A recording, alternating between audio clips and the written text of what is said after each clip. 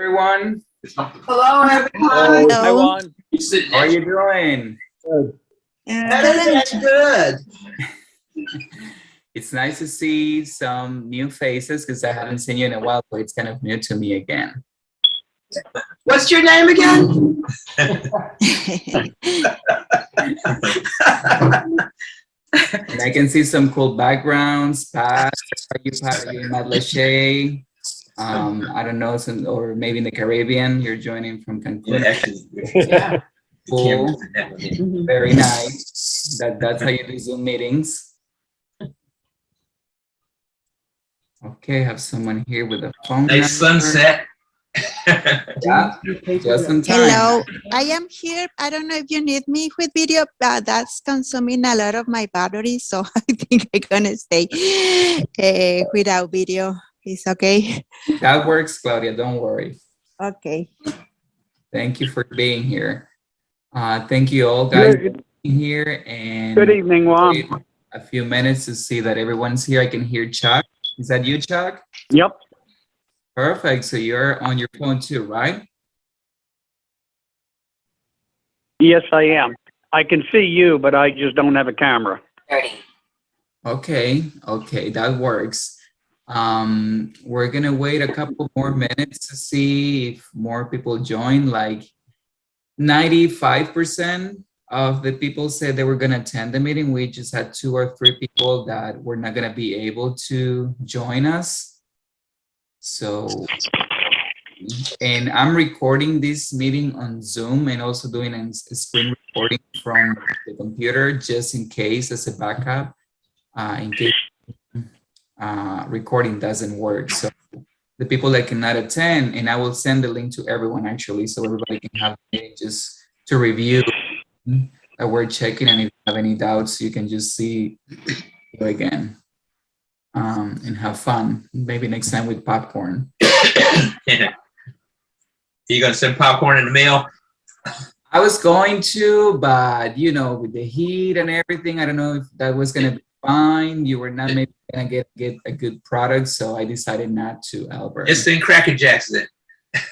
Maybe next time. That's a good option. Maybe next time. Something that doesn't get spoiled in the mail, you know, and because we don't know how many days it's gonna be. Yeah, I think the shelf life on Cracker Jacks is like to 2024.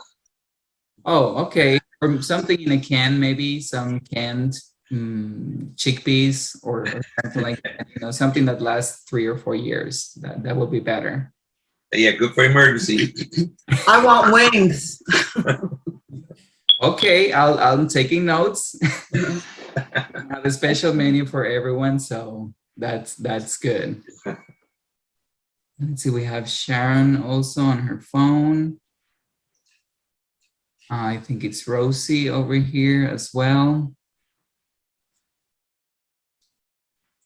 You gotta know where your digital self is. So you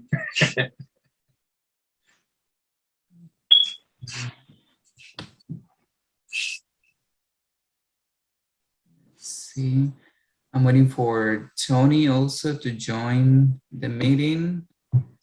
Hand me that mouse. So we can start officially. Okay. What's your cat's name, Pat? Cameron. Cameron. Oh my God, so cute. Oh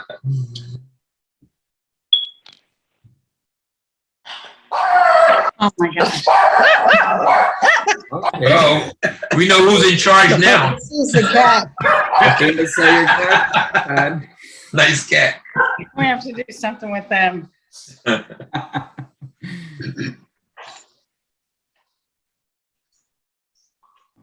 Okay. Okay, guys, so let me start this recording here.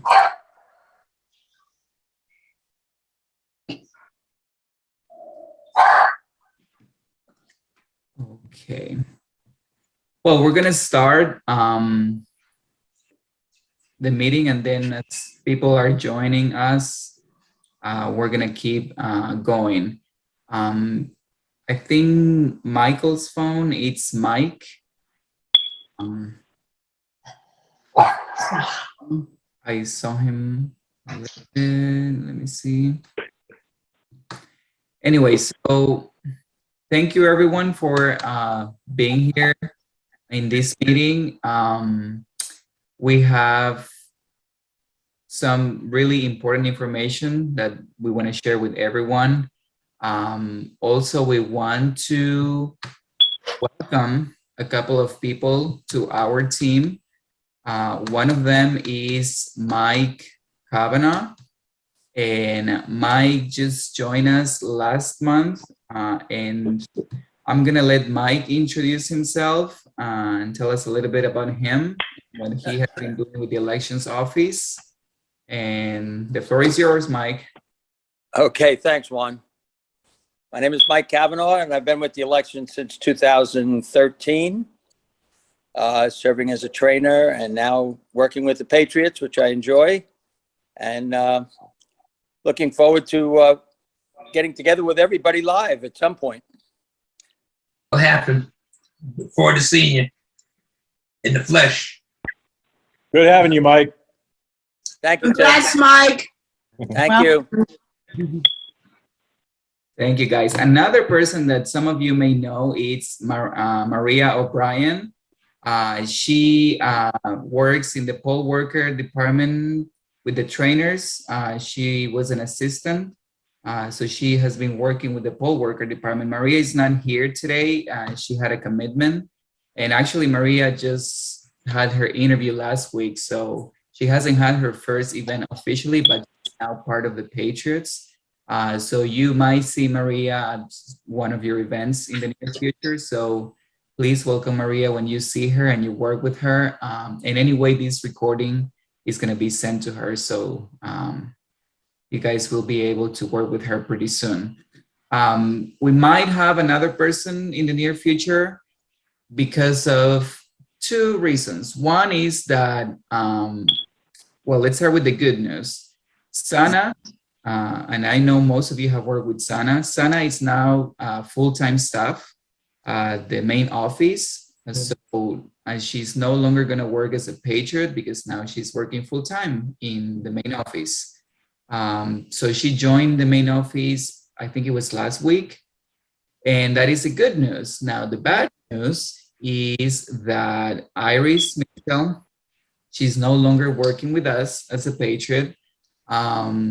She had some things to do at home and with some family members also. So she decided to just step out of the Patriots program for right now. I told her that she's welcome to come back anytime she wants. So that is the bad news. So we have two people that are no longer working with us. And that's why we hired two new people also. And we might have another person because it's going to be a busy year. So we'll make sure we're able to cover events and, you know, have enough people to cover a lot of events. Part of this is because Lucinda, Tony, and myself are going to be also working in the poll worker department, assisting them with training. So we're going to be in-house trainers during poll worker training. So we're going to be really, really busy for a couple of weeks, maybe 2 or 3 weeks. And we're going to need as much help as possible from all of you to cover events that we have during that time, because it's training, it's during book closing. So we're going to be very busy with events. So we're going to be counting on Hi, everybody. Sorry I'm late. Oh, Maria, you made it. Thank you. Well, my son's flight was canceled. Oh my God, I'm so sorry about that. That's okay. He'll I was get it just later on tonight, that's all. Okay. I was just talking about you. Mike introduced himself because he's now part of the team. So now, Maria, the floor is yours, so you can introduce yourself to the rest of the Patriots and they can know a little bit more about you. Finishing setting up. Okay. All right, Maria. So tell us a little bit about you. I just told the Patriots that you are now working with us. So what can you tell us about you? Hold on, John. I can't get the volume on. Okay, got it.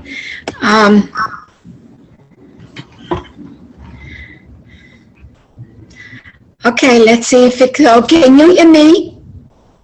Yeah, we can hear you perfectly. Oh, I can hear you now. Okay. Okay, Maria, so why don't you introduce yourself? Okay, my name is Maria O'Brien, and I have 3 children, and I live here all year round. And Maria, when did you start working with the poll worker department, assisting with training? Oh my God, quite a few years.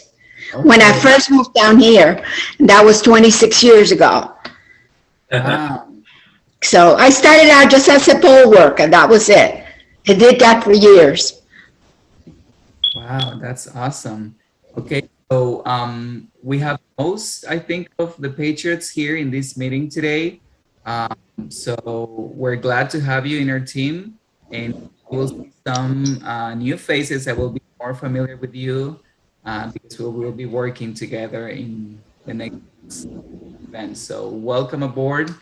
And I would like to see if you can all introduce like shortly, you know, and tell especially Maria and Mike who you are and maybe how long you have been working with the elections office, either as a patriot, as a poll worker, as a trainer, whatever you have been doing with our office. If you can introduce yourself shortly. So I'm going to start with the windows that I have on my screen, so we follow an order and I don't skip anyone.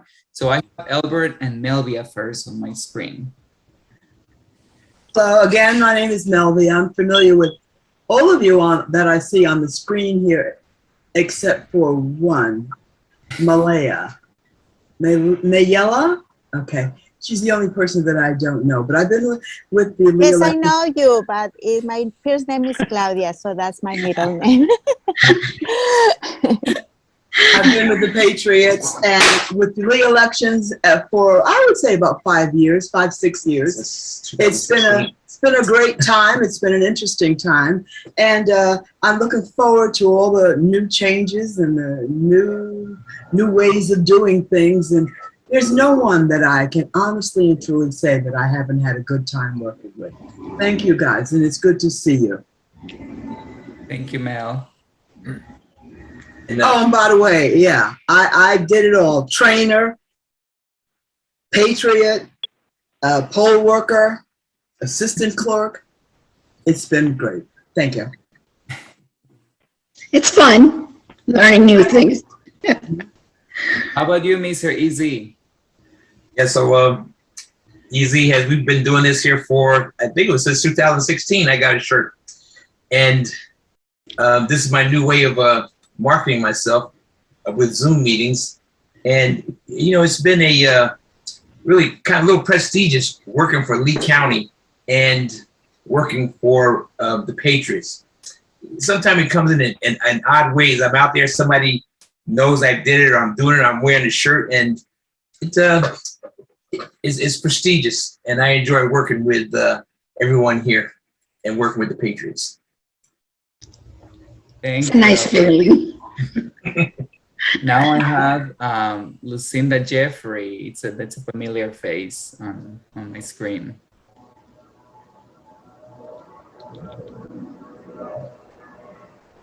Okay. Now we can. I got it unmuted. So I've been with Lee County elections since 2004 because I started out as a trainer and a poll worker, and then I became on full time in 2015. So 7 years, and then in CESD.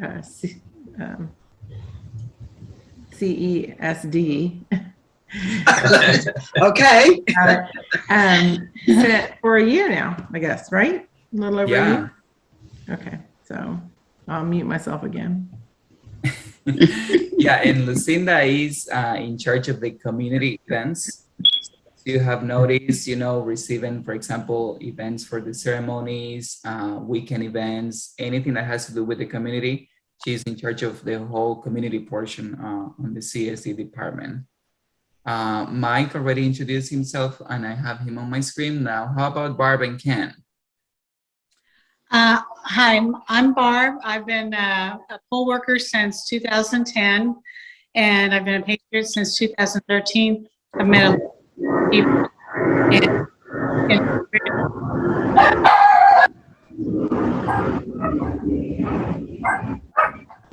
Sorry about that. Your boss is speaking. I guess they have their own opinion. We're gonna have to lock them out. Anyway, I enjoy helping people, and anyway, I'm looking forward to meeting those of you who are new and working with those of you I haven't seen for a while. Ken, you want to go? Here's Ken. Okay, we're gonna wait for Ken until he's here. Yes, hello. It's been great working for the election office and being a Patriot. My first election was 2012, and then I've been a Patriot with Barb and the rest of the teams 2013. Wow, great. That's a long time, Ken. Thank you. I have Rosie now on her phone. Let me see if she can unmute her screen. Okay, now we hear you, Rosie. I'm sorry, we had a canceled flight today and I've been on hold for 2 hours trying to fix it. So I'm sorry I'm holding on to the phone too. No, don't worry. I've been with the elections office since 2012. I started as a trainer, then worked in the polls. And gosh, I don't remember when I started with you, Juan, but it's been a while, hasn't it? I think it was 2018 for the midterm elections, if I'm not wrong. Yeah, it's been a while. I love Hey, Rosie. Hi, Mel.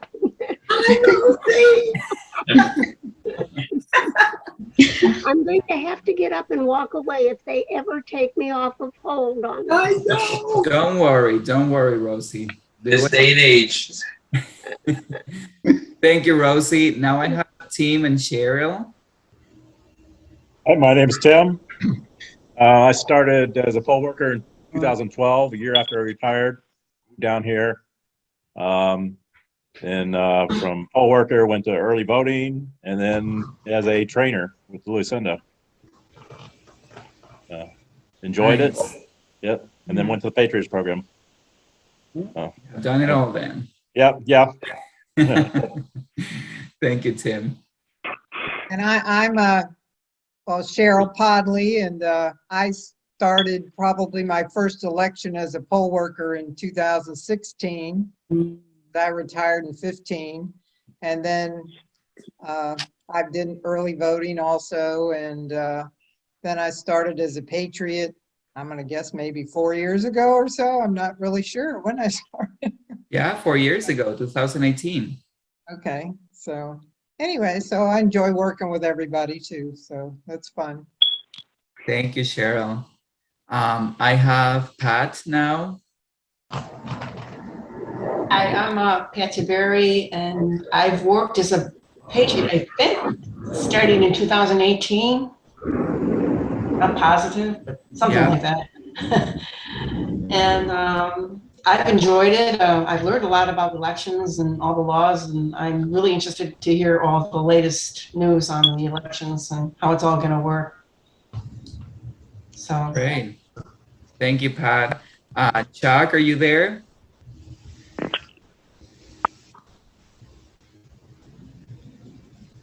Yeah, he's muted. Oh, okay. Hey, Chuck, can you hear us? I see his mute button is on. Can you unmute him, Juan? He's unmuted. Well, we're gonna. Okay, is that better? Okay, now we can hear you. Okay. I was just trying to figure out how many years, but I believe it's 3 presidentials, and this will be my 4th midterm, strictly as a Patriot. Those of you that have met me know I work full-time during the week, and just something I really enjoy, something I believe in, the right to be able to vote freely. And I'm looking forward to a busy year also. Yeah, thank you, Chuck. Chuck works mostly on weekends. He has a full-time job at LCEC on weekdays, so he works evening events and weekends. So If you work a weekend event, there is a big chance that you will be able to make chat. Thank you very much, Chuck. I have someone that says Michael's phone. I don't know who is under Michael's phone on the name. It's just probably someone that is not sharing the video.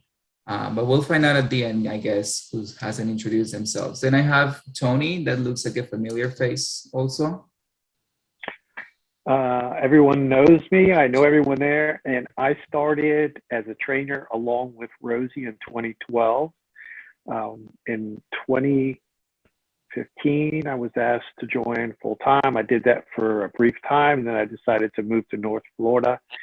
Came back in November 2019, and here I am in the Patriots department.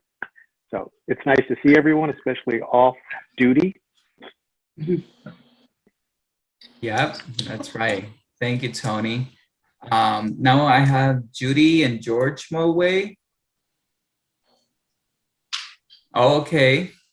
We tried to unmute, but our mic doesn't work.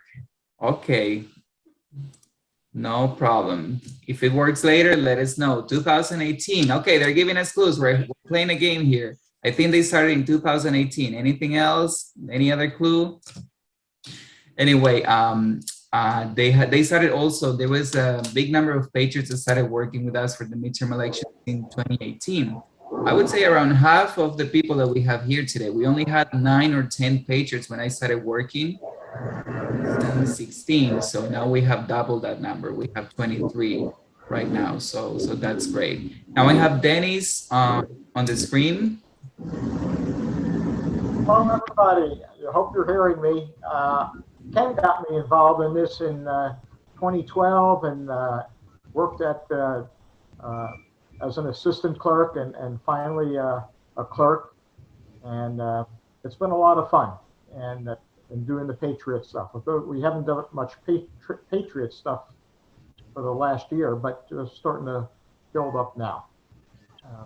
That's all I got. I enjoy helping people. Thank you. Thank you, Dennis. How about Claudia? Hi, how you doing? Let me put my video for a little bit. I'm Claudia, and I've been in the elections office. I don't remember if it was 2013 or 14 as a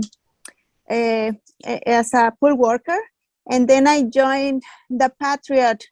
But I don't remember when was it. It was a long time ago. So, and I've been working, I think, with most of you. Don't see all the faces, but and I really enjoyed this participation in the elections, and well, that's it. I think so. Thank you, Claudia. I have Sharon Blades also, the next person. I don't know if you can hear us and you can tell us a little bit about you, Sharon.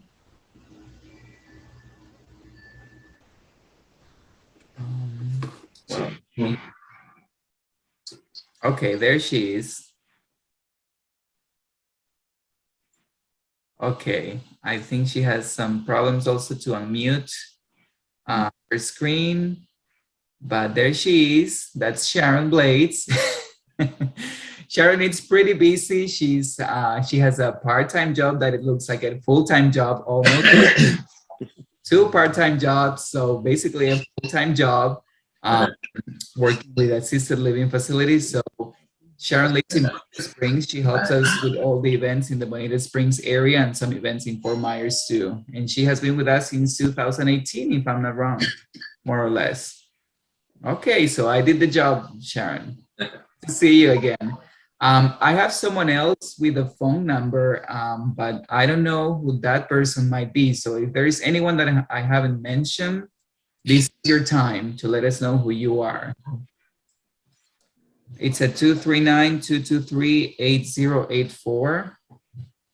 So I'm trying to find out with my list who that might be. That's me. Okay. My screen just shows me as C. Reardon. Oh, okay. So I have you in 2 different blogs here, Chuck. Okay, that's good. Good to know. Okay, so I think that's all, and I'm the last person. I have been working with the elections office since 2016. I started as a patriot during the presidential election in 2016. Then I started working at the elections office as a coordinator. And now I'm working as a director of the Community Education Services Department. So it's been quite a journey. And I think that I'm here because of the same reason that all of you are here. It's because we believe in elections. I love elections. I love how the system works in the United States. So actually getting this job was a blessing for me. It was great because with the political climate and everything that has been going on, I love the fact that I can say I'm nonpartisan. I cannot engage in any conversation that it's political, and I think that's the best part that I like about my job. That I'm here to help everyone in the county, and I don't care the they belong to or anything, and I really believe in and I love the system. So that's the main thing that keeps me going every day. So I'm really happy to be part of this team, especially with this great team that we have as Patriots. So thank you everyone for all your support all the time, for events, for training, for whatever you have been doing with the elections office. Thank you for all your support that you have been giving us for all these years. So now we're gonna jump officially into the uh, PowerPoint presentation that I have. I will ask everyone to please mute your microphones. So, you know, if there are any sounds on the background or anything, we won't hear it. And if at any point you want to participate in a slide that I'm presenting or anything you want to say, please just let me know or write something on the chat. Also, you can write something to me directly or to everyone.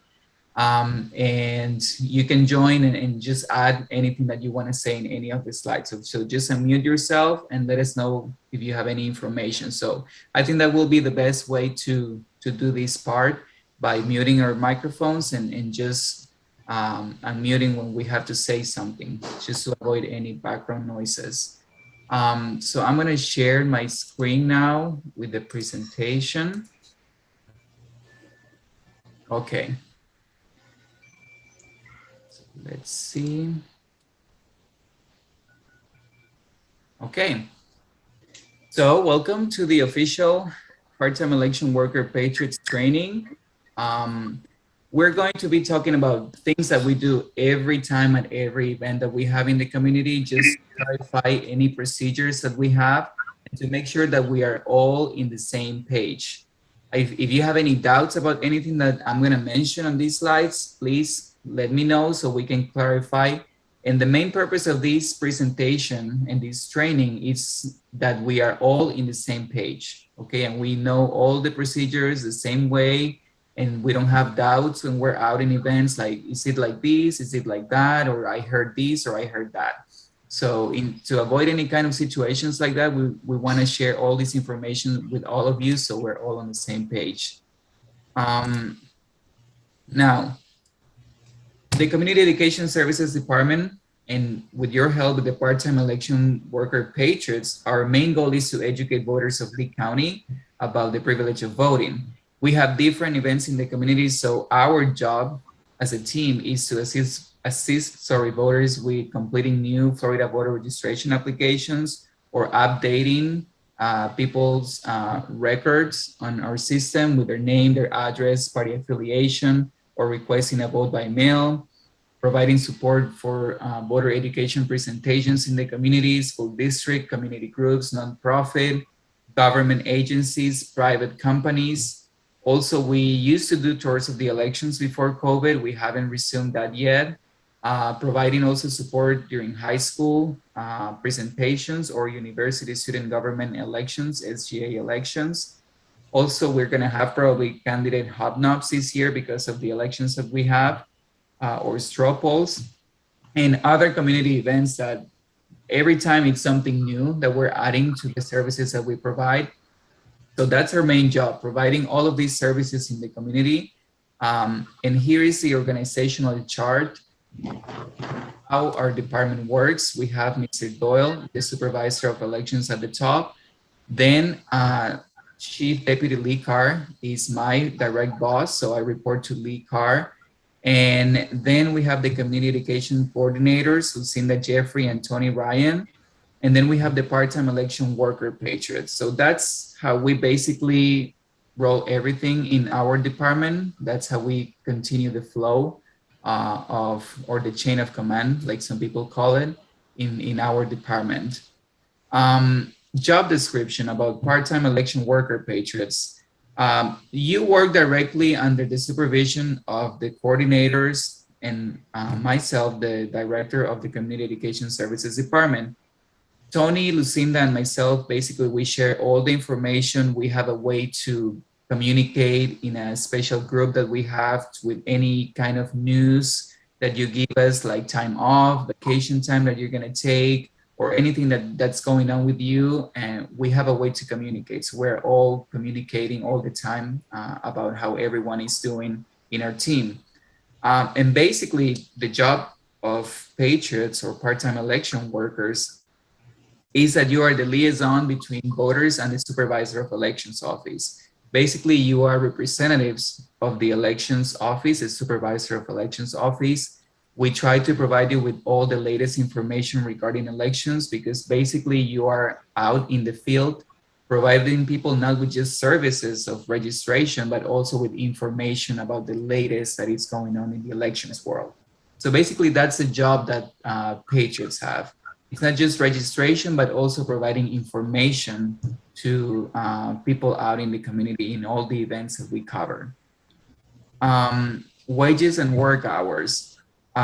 We just Googled it before when we were doing this presentation about the minimum wage in Florida, and it's $11 per hour.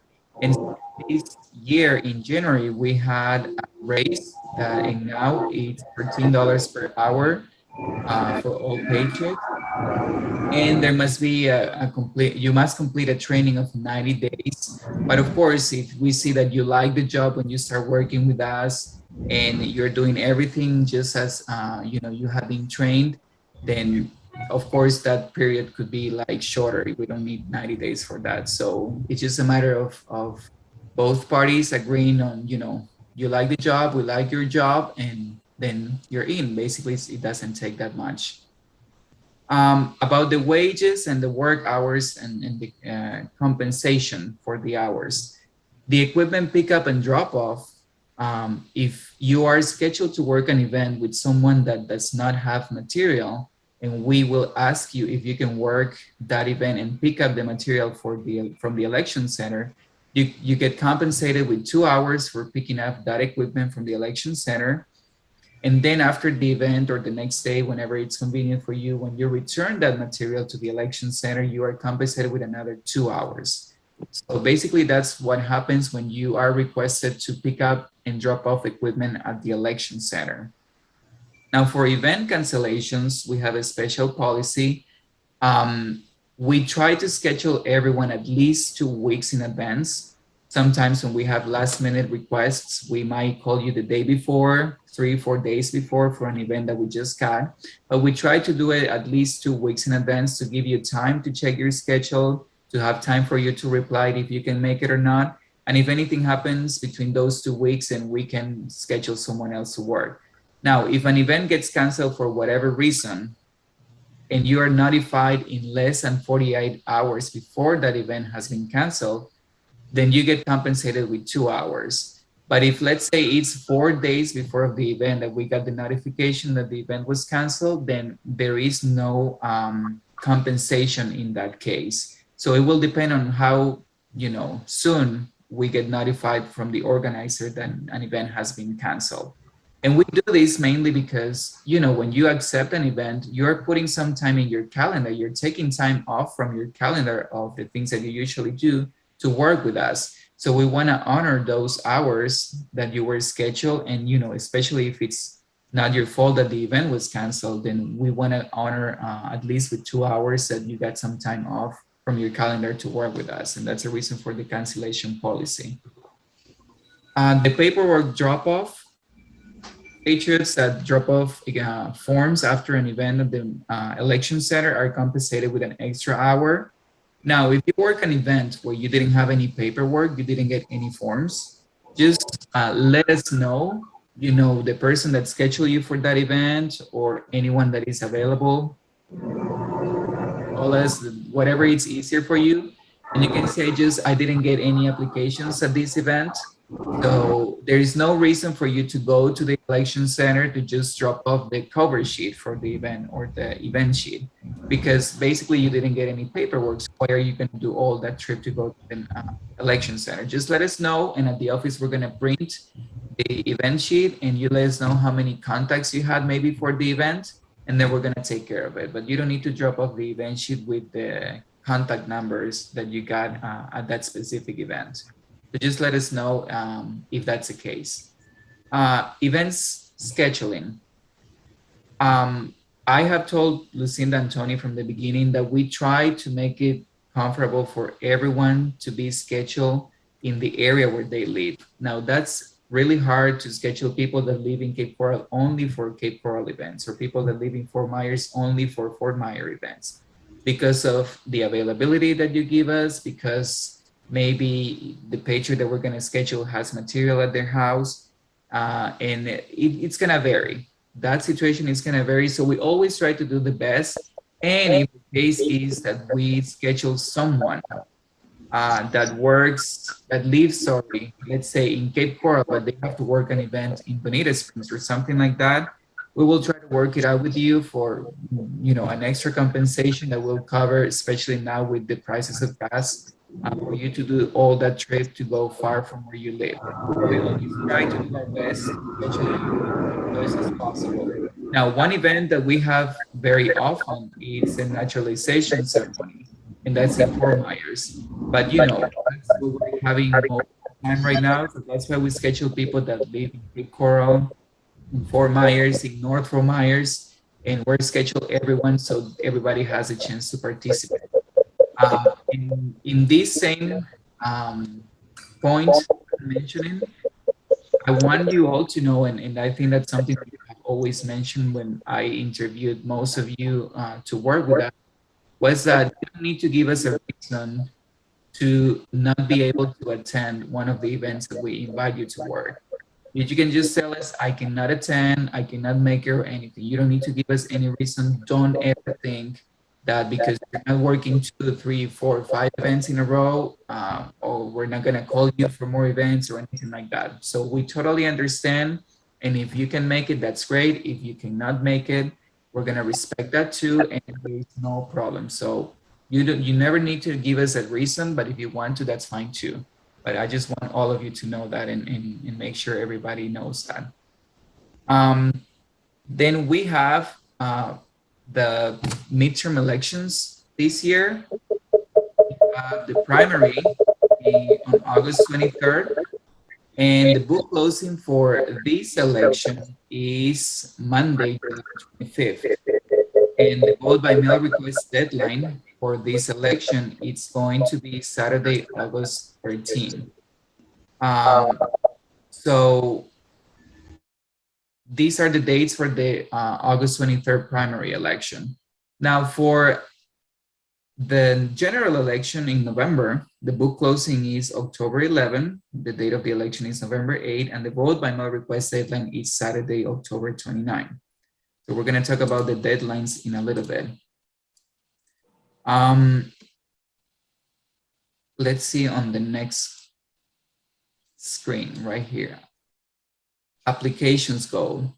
Our main goal in the field is to efficiently provide election information and services and collecting completed Florida voter registration applications and vote by mail forms to help our constituents register or update their voter information. When assisting a voter in the field, put yourself in the voter registration coordinator's shoes to ensure all information in the applications is complete and legible. If you don't understand some letters or numbers on the application while having the voter in front of you, chances are the person in charge of transferring the information to the voting system will not be able to do their job successfully. In other words, our main goal at all events, our main goal besides providing information, it's collecting completed applications. We have had cases, and we all have had at some point one of those cases where something was incomplete in the application.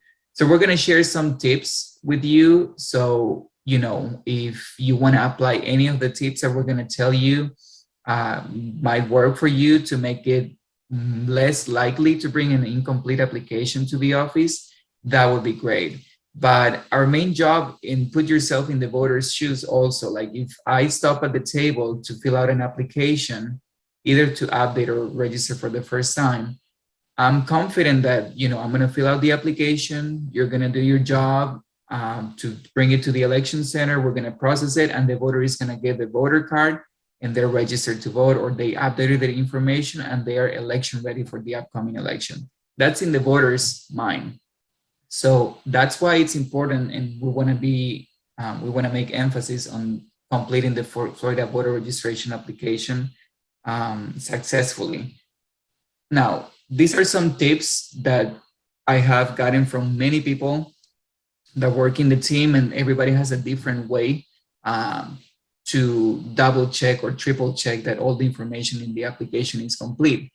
But these are the most important tips that I got. If you have anything else that you want to share on these, please let us know. So let me start by checking for legible handwriting. When you get the application, even at the naturalization ceremony, which is, you know, a very different event because we have only a few seconds literally to double check all the information, because we have a line of 3-4 people waiting for their application to be checked by us. If that's the case, or in any community event, the first thing that you get to check is that the letter is legible. Imagine that you are the person in our office that is going to transfer that information to the system. So you have to make sure that you are understanding every single letter and number in that application. So the person that receives that application in the office, it's going to transfer the information to the system with no problems. So always remember that. Put yourself in the person's shoes that it's going to transfer that information to the system. So one way to do it is, if the handwriting is not legible, use Post-it notes to write the information that is not clear with your legible handwriting. So what I always do is I start checking line by line. You know, I place my finger on line number 1. I'm an American citizen, check yes, okay. I go to line number 2, it's check, it's check. That's the best technique for me that works, that I go with my finger and I go line by line, checking that everything is complete. When I get to the point that I have to check the voter's date of birth, I read the information to the voter. So basically I repeat what I'm seeing in the form. This is going to help us in 2 ways. One, I'm going to make sure that it's complete, that the date of birth is complete on the application. We have had some cases that people put the day that they are filling out the application, they put that date on the date of birth. So if I read it loud to the voter and I am checking it also with my finger, I make sure that that's incorrect, that they have to write the date of birth. So that is a filter that I'm using. So I will go and I read to the voter, okay, November 10, 1974. And I'm reading the information, so the voter is listening and making sure I'm getting the right information on the application. So that is a great technique that I use, reading out loud the information to the voter. When it's about numbers like social security number or anything, of course, you are more discreet and you're kind of, you know, lowering your voice because you don't want everybody to know the last four of their social. You don't want to have the person uncomfortable because you're sharing their information. Same with their address. I try to just get the person close to me and read the information loud so the person is listening and making sure that everything I'm reading is correct. So read back the name, the address on the form to the voter. That's a great way to help also to make sure you're understanding the letters and numbers. If the application says 2584 and you saw 2504, then the voter is going to say, no, it's not a, oh, it's an 8. Okay, so if I am not clear with that, I will write it on the Post-it note. I'll get a Post-it note, okay, address, and I put the number to make sure that that's the correct information on the Post-it note. Then make sure all the mandatory information is complete. Keep going down with the name. read out loud the name that you have on the application. If the handwriting is not very clear or you don't know how to pronounce the name of the person and you don't want to have the person feeling uncomfortable because you're mispronouncing their name, just tell them, okay, so you spelled your last name Z-E-I-G-L-E-R. Okay, and then they will tell you it's Ziegler. Yeah, so that's the way you pronounce it.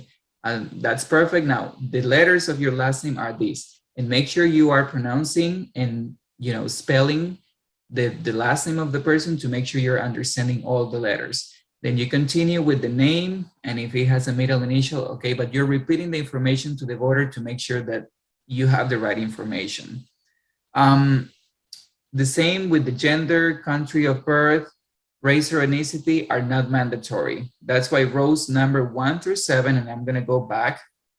I highlighted, for example, we use this in the high school voter registration challenge at the schools. We put this same application on the screen when we finish a presentation and we tell them to complete the information on the form. This is basically what you have to make sure that it's complete in every single application. It doesn't matter if it's an update, if it's a new application, all of this information has to be complete. Lines 1 through 7, party affiliation, and I will tell you why in a little bit, and the signature on line number 12. As long as we have all of these covered at any event, you're good to go. That's perfect. At the naturalization ceremonies, there has been some controversy, like the country of birth, like some people like to request, and I'm one of those people that I like to request the country of birth and the gender. Race or ethnicity, honestly, it's not very important for me if they fill it out or not. But I just if I have time and the person is not in a hurry, I just request the country of birth and the gender. But that's not mandatory. So if somebody does that, that's good. If they don't do it, that's fine, because as you can see, it's no on lines 1 through 7 and 12. That's a mandatory. The rest, it's optional for the voter to fill it out. Party affiliation, I'm gonna go there in a little bit to tell you about the party affiliation. Before I go to the next slide, peer review. That's something that has helped me, especially in many of the events that I have worked. And I try to do that, whenever we have time to do that. At the ceremonies, it's a little bit impossible sometimes, but if it's any other event, we have the time. As long as I check the application, I hand it to the person working with me if they are not busy, and that person can help me double check. And I say, hey, Barb, can you help me double check this form? And then I will continue talking to the voter. I will say, would you like to get anything from our table? Trying to keep the voter on the table for a few more seconds, just to make sure that while Barbie's double checking the form, the voter is still present there. So I said, would you like to get a magnet? We have pens, we have these pop sockets, and they're really cool, whatever. Just try to make conversation with the voter. And then that way the person that is working with you is double checking the information right there. So that is something that really, really works in all the events. That's a third filter that you have to make sure that the application is complete and you're not missing anything. On the next slide, it says, even though party affiliation is not mandatory, ask the voter to check one box. By doing this, we know you explain to the voter about closed primaries in Florida, except at naturalization ceremonies. We used to have a long speech at the ceremonies where we explain how the closed primaries work in Florida, but of course we don't have that time anymore. But if you have any other event in the community where you have time, especially if the person tells you, oh, I just moved from another state, that's a key word that you need to hear and make sure that you explain to the voter, do you know how the primaries work in Florida? Oh, no. Okay, so here's the information. That's part of our job, and we make sure we explain to the voter how the closed primaries work in our state. So it says right there, if not mandatory, but if you have the voter check one box, then for us, it's like, okay, the Patriot explained to this voter what a closed primary is, so the voter has information. Also, another reason why we want you to try to make sure that the voter checks party affiliation, even if it's no party affiliation. Remember that these applications are scanned in the voter system. So when they check a box, they make sure that they are checking either Republican Party, Democratic Party, or no party affiliation. So in the future, we don't have any situation where the voter says, oh, I didn't pick a party. I think somebody that was working that event, they checked the party for me. If I have the voter check the box that says no party affiliation or any of the other parties, we're making sure that the voter chose, they made their choice, and that's going to be scanned and reflected on the system. That is another reason why it's important to have the voter check the party affiliation box. Now, let me give you an example right here. Even if the citizenship box on row number 1 of the application is not checked, the form will be considered incomplete, and the voter will get a letter in the mail notifying them that they must fill out a new application. Why did I write this? When we go to the ceremonies, you know, the people there are excited, they just became citizens, they're filling out the application, they're thinking about getting a picture in the back of the room, so they have a lot of emotions in that moment. Maybe they forgot to check the citizenship box, which is row number 1, if I'm not wrong. So they forgot to check that box. The rest of the application is perfect. Everything is filled out. So you check the application, and for some reason you also skip that, and you didn't realize that the person didn't check row number 1. When you bring that application to the election center, the person that is going to transfer that information is going to notice that the box is not checked. Even if we have the phone number of the voter on the application, even if we have that phone number, we cannot call the voter and say, hey, you forgot to check box number 1. Are you an American citizen? We cannot do that. By law, it's forbidden that we write anything on the form when the voter is not present, when the voter is not in front of us. So the perfect opportunity will be for us to be while we're in the room of the ceremonies, just tell the voter, hey, you forgot to check box number 1. You're an American citizen now, right? Yes. Okay, so please check the box. So we make sure the voter completes the application, but we cannot call the voter to complete anything that is on the application and that it's missing.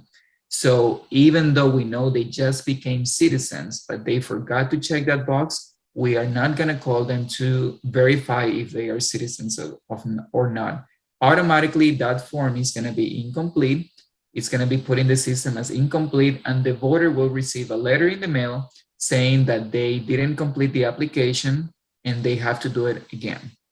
So basically, all the job that they went through to fill out the application will be in vain because they will have to do it again, either on paper or on using the online Florida voter registration system. So that is something that, you know, it's going to be uncomfortable for us because we kind of didn't double check the application, and also for the voter because it's going to be an inconvenience for that voter. So that's why we're giving you all these tips to make sure that you check and find the best way for you to double check the applications. Because again, as this information on the bottom of the screen says, the phone number is not used to call voters and complete their application. It is only used to call the voter and clarify letters or numbers before entering their information in the voting system. So if they have the phone number in the application, perfect. We can call to clarify, hey, do you spell your name like this? Or, you know, because I understand it's an O. Oh, no, it's an A. Oh, okay, I will write it down as an A. Just to clarify any letters or number. That's the only reason why we're going to use a phone number, but not to complete an application. By law, we cannot do that. Florida voter registration application, name change. We have this especially at the ceremonies at the courthouse, and we started doing the ceremonies at the courthouse this month. It was the first time since 2020 that we were invited to attend the ceremony at the courthouse again. And this ceremony is special because all the applicants are changing their name. That's the reason why they are going to the courthouse. So the judge is going to grant them the motion to change their name. And this is going to be very important for us when it's time for them to register. When they go in the room to fill out the application, or when you're handing out the application at the ceremonies at the courthouse, remind the voters to use the information on their driver's license. And they're going to tell you, yeah, but I just changed my name. I have a new name. Remind them or ask them, so does your license have your new name? And they're going to say no. then we cannot use your new name yet because it's not at the DMV database. And that is the reason when somebody fills out the application, we bring it to the office, they put it in the system, and there is an investigation that goes through to find out that all the information on that application is true, and the voter gets finally registered. So one of those steps in that process is comparing the information on the application with the DMV database. So at the DMV, they have the old name. They don't have the new name yet. So if they write down the new name on the application, when that system is verifying, it's not going to find that person because the new name is not in their system. So basically, they won't get registered. So it's really important that you remind the voters at the ceremonies when they are changing their names, or anyone in the field that tells you, I changed my name. If they say that in any other event, ask them, did you change your driver's license, your social security information, everything has been updated with your new name? Yes. Then okay, let's write this information here, your new name on the line, and then former name. There is another box at the bottom that you can write your former name. So it's really important with the name change that you tell the voter why we're asking them to use their old name in the application. Now, another thing that I like to add when that happens is that I tell the voter, when you go to the DMV to update your driver's license, because that's something that they will have to do, you can ask them to update your name in the voting system as well.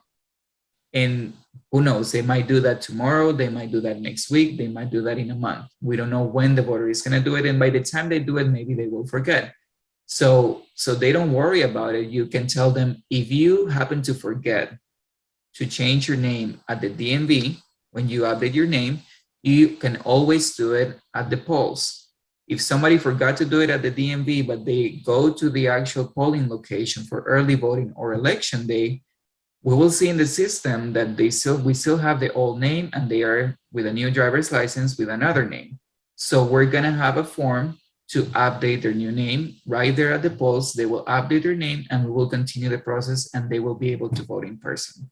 So there is not a problem if they forget to do it at the DMV, or if they didn't go to any of our offices to update their name, they can always do it on election day at the precinct. So that's not a big deal, as long as we get them registered. That's the main purpose we have, is to register them to vote. But updating their name is something that we can do even the last minute when they are ready to vote in person. Florida voter registration application. All residents from the 67 counties in Florida can use the Florida voter registration application to register or update their voter record at any time. If you have in an event someone that is from Polk County, which is very far from us, and they say, oh, I live in Polk County, but you know, I have been trying to change my party and I forget. Can I do it with you? Sure, here it is. You give them the application, they're gonna fill it out, and we're gonna bring it to the office. They're gonna put the information in the system, and the paper application is gonna be sent to that specific county. So the Florida voter registration application, again, it's used for all the 67 counties. So as long as the person lives in Florida, they will be able to either register to vote or update their voter information. So just remember that. And that there is a difference, and I'm gonna say it in the next slides about the vote by mail request form. That is something different. But the Florida voter registration application can be used for all 67 counties, basically for everyone who lives in Florida. And that's something we say at the ceremonies. We always say, if you're here from another county, from Collier, Sarasota, Henry, Charlotte, it doesn't matter. We can register all of you to vote because the form is statewide. So basically, everyone who lives in Florida can use the same application for this purpose. Over here, we have some examples of some forms that we have gotten in the past with some common mistakes that we sometimes skip when we are double checking the applications in the field. In number 1, for example, I don't know if you can check quickly what is something that it's missing. Do you see what's missing on that application? Anyone who wants to jump in and participate, this is the time. Name. Name, right? So on this application in number 1, we have last name, first name, middle name. It's not there. So basically, this is a new registration. So the person will not get registered. We're just gonna mail that person a letter, and we don't know what the person's name is. You're saying Mr. No Name or Mrs. No Name. You have to fill out the application again. So they will just be mailed a letter to that address right there on the application, telling them the information on the application was incomplete. On number 2, on the example that you have on the screen on number 2, basically it's the same case. We don't have the last name, the first name, and the middle name. All of that information is missing. And also, if you check on the race or ethnicity on the bottom, I think the person meant to check Hispanic, or maybe I'm not sure. I don't know if what they meant to check there was white or not of Hispanic origin. Honestly, to me, it's not that clear. So usually what we do when we have to correct any of these things is that we tell the person to just draw a line on the option that is incorrect and write their initials right next to it. So they are initialing that that's a mistake. They didn't want to choose that option. And then they will check the right box or whatever they want to say. Date of birth is not right. Date of birth on number 2, November 26, 2019. Yep, that was the date that this application was filled out. This is the example I was talking about. The person wrote read date, and they wrote the date of the day, the actual day that they were filling out the application. So I don't think the person was born the same day and they are registering to vote already. They have to wait 16 years if they live in Florida to register. So that is something else, as I was mentioning before. If I read to the voter, date of birth, so your date of birth is November 26, 2019, the voter is gonna be like, no, I was born way before that. So, you know, they will have time to correct that information on the application because I read it out loud and the voter heard. And you also have to make sure that the voter is listening to what you're saying. Because, you know, if it's a ceremonies, for example, when we used to have it in the past with many people in the room, they have so much going on at the same time that they are very distracted. So just make sure the voter is paying attention to what you're saying so you clarify. So over here we have the date of birth and the last name, first name, and middle name that are missing. On the next slide, give me one sec. It's going backwards. Okay. In line number 3, sorry, on example number 3, we have here line number 5. It's highlighted with yellow. We don't have any form of identification number. The person completed the application with all the rest of the mandatory information except the identification number. On example number 4, the voter, if they don't check the top, for example, new registration or record update, that's not a big deal. It's not a problem. It's not highlighted with, you know, with black right there. It's not mandatory. We will figure that out when we enter the information in the system, if it was actually an update or if it was a new registration. Also, this person forgot to check number 2 and number 3. So just because they didn't check those boxes, they won't get registered and they will just be mailed a letter saying that the form was incomplete. So this is another example. On the next slide, on number 5, we have the person completing everything to me, and we just put some black highlighter on top just to protect the voter's information. Over here, we have this identification number that if you check, it says 1, 2, 3, 4, 5, 6, 7, 8, 9, 10, 1, 1. That sounds too good to be true. It could happen. But if, you know, I'm not going to read the numbers to the voter, but I just want to make sure that I'm reading that I understand these numbers. So if I'm at an event where I get this application, I'm going to read. And to start, one thing that you don't have right there is the voter's initial of their last name. Remember, that is another filter we have to make sure that the information is accurate.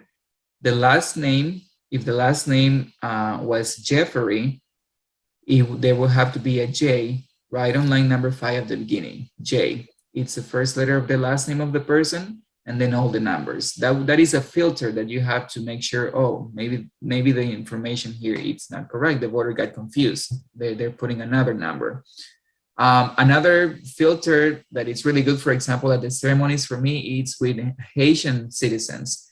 Sometimes they have 2, 3, or Hispanic also, new citizens. They have 2, 3 last names sometimes. The other day we had someone from Brazil or Portugal, I don't remember, I think they had 4 last names. So it was a lot of information on the last name field, and we want to make sure they're writing down the information in the right box. So if I check the last name and it matches the first letter on line number 5, then we're good. The last name is where it's supposed to be. Some people that don't speak English, they change the order. They put the name first and then the last name on the second box. And another filter you're gonna have to double check is the letter of the license, if they put a license number or a Florida ID number right there. So this is a fake number. It doesn't exist on the database of the DMV. There is no 1, 2, 3, 4, 5, 6, 7, 8, 9. So if we get that, we can ask the voter, are you sure this is your driver's license number or your Florida ID number?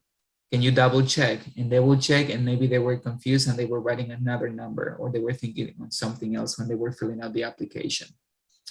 Over here on example number 6, you have this application with 2 boxes checked on the party affiliation. And the person that is in the office transferring this to the system, they don't know. And we don't have a phone number, maybe in that application, to call the voter and say, hey, what do you mean here? So which party do you want us to, so I don't know in this case, honestly, what it's done, if they check the first box or the second box, especially if we don't have a phone number. So if you see this, ask the voter, which party is the one that you want to pick on this box? And they will tell you, okay, just draw a line on top of the one that you don't want, and please write your initials next to it. And the voter is initialing that there was a mistake, and the box that it's checked is the one that they want. Remember that these applications, and I think I already said it, are scanned. The way you see it, right where it says numbered rows 1 through 7 and 12 must be completed for any registration. Anything under that line, it's scanned in the system, and that is going to be placed in the voter's record.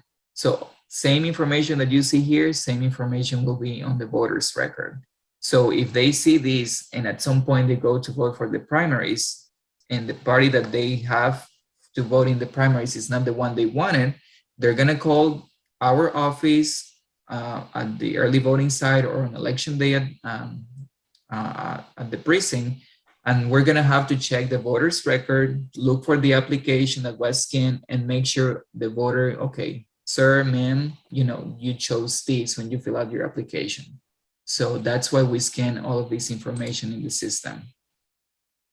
Lucinda, can you tell us what happens if they check both boxes, for example, in that case on number 6?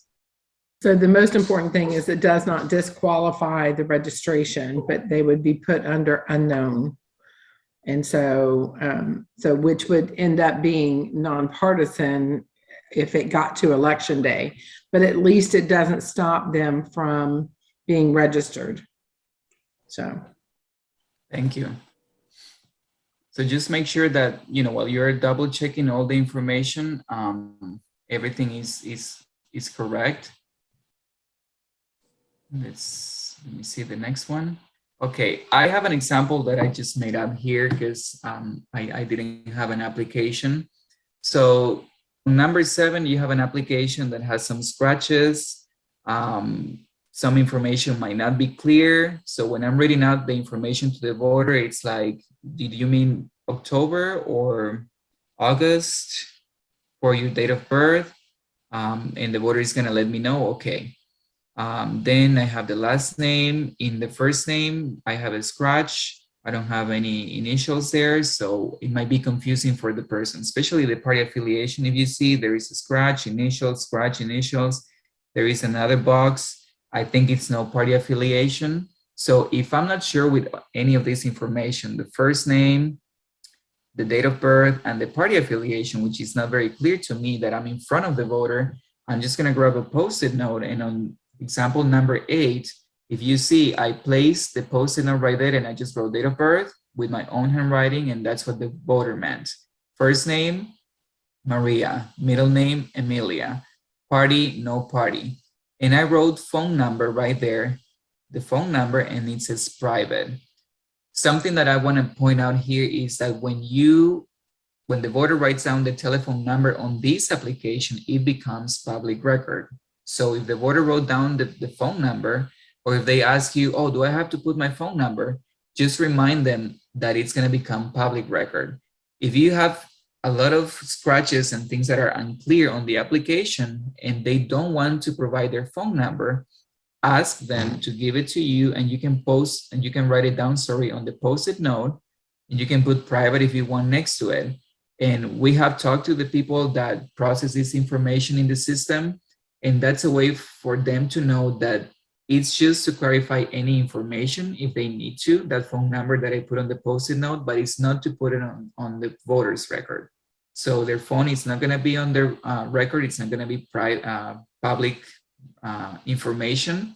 And I just writing down the phone number in case the coordinator at the office that is going to process this information in the system, if they need to clarify anything that is not very clear to them at that point, they can contact the voter to just know. So anything you want, if you put a Post-it note in every single application, don't worry, it's fine. We're going to provide you with more Post-it notes, and that's going to be great if you put a Post-it note in everyone.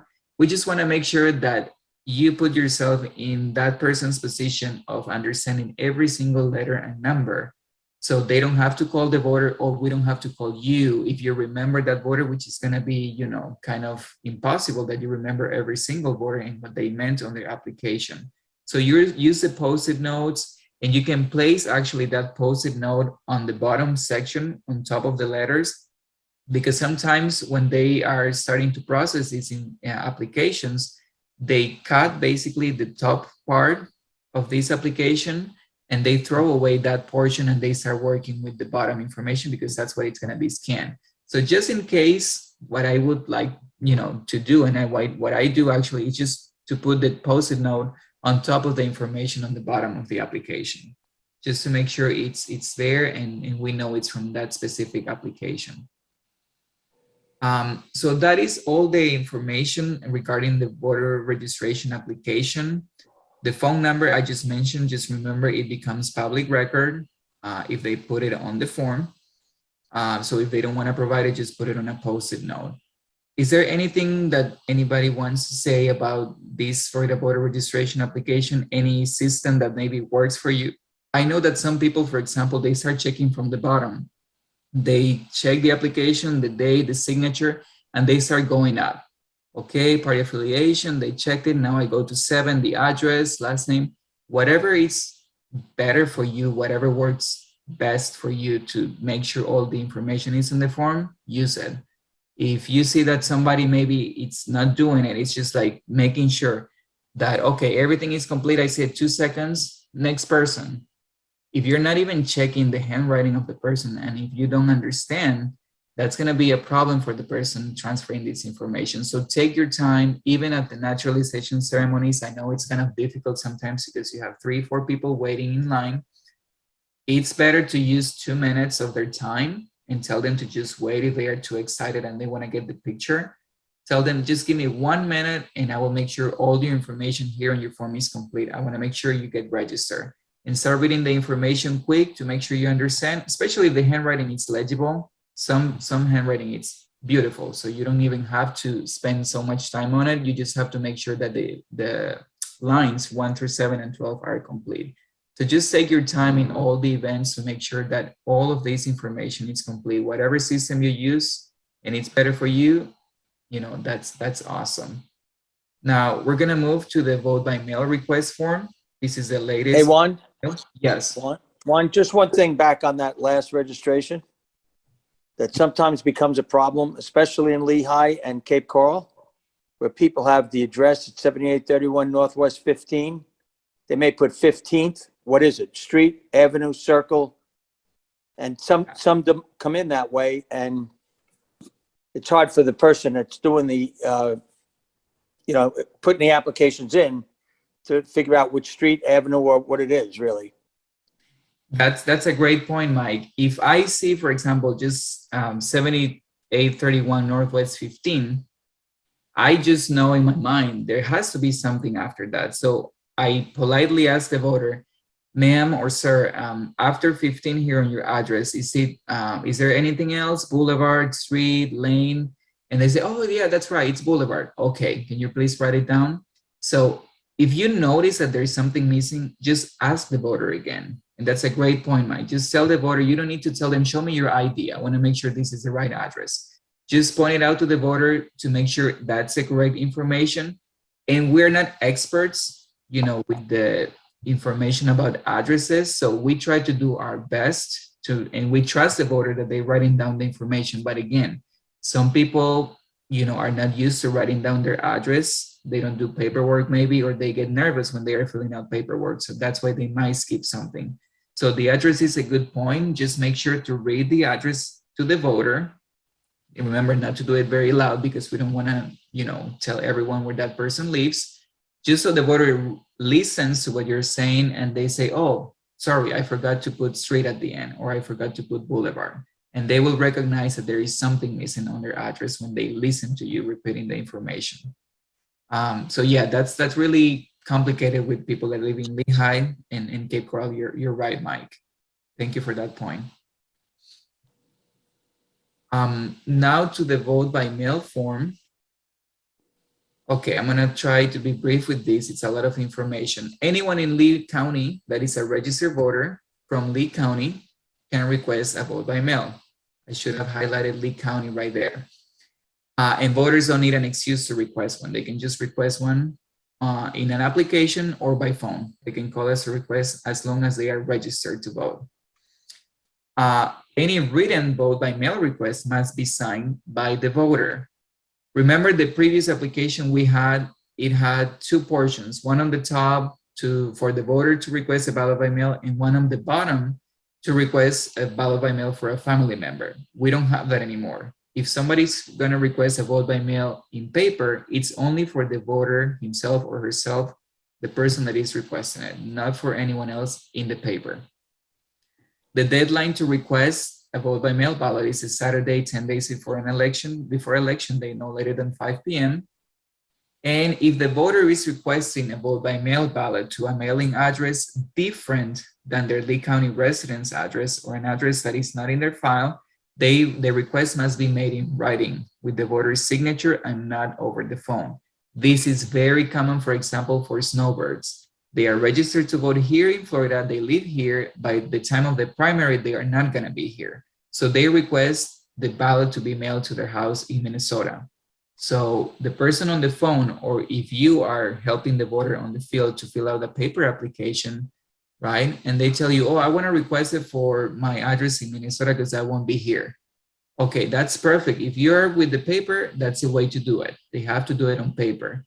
If they call on the phone and they say that they want to request it to be mailed to Minnesota, we need to have that address in a previous paper that they filled out in the system. If it's not in the system on the phone, for example, Lucinda is going to tell the voter that we don't have that address in the system, so they will have to do it in writing. They will have to write it down to request a ballot by mail.